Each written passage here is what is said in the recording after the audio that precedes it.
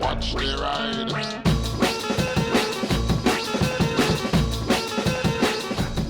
Hey everybody, this is a super short one, but it might help you because this is something that drives me up the wall. Okay, so here is my old battery. In the battery, if you don't know, in the terminals, you have these little blocks which slide in, like so, and then you put your connectors on, and then you screw through that, and then that goes into the block, and it picks up the block, and then it clamps together. Yeah? See? Pretty simple. But lots of companies don't make it so the screw and this will actually meet each other. I will show you. Here is my new battery.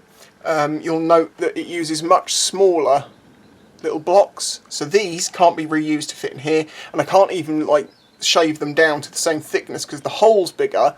So basically it will just open the hole up. I can't do it. But these need to go in here. Now they're very small and they wobble around.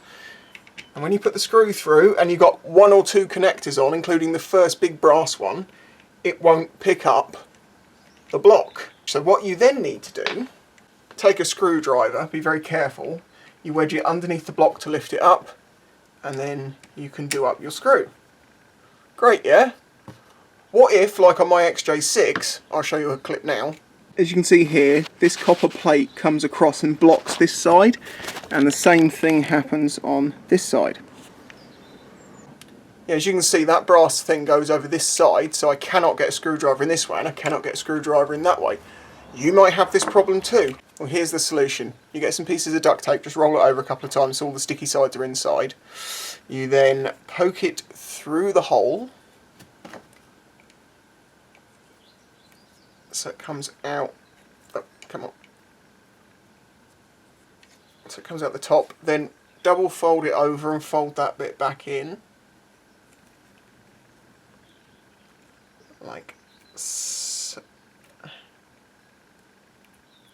so, and then you can put your little block in and it will hold it with just enough tension that it won't move. Now, as you'll notice, I'm very specifically doing this with these edges out because we don't want to leave the duct tape underneath, because if this connector gets hot for some reason, that could catch fire, set fire to the underneath your bike. You don't want that. So as you can see, they are held in, just held in enough, and we've got these tabs sticking out either side.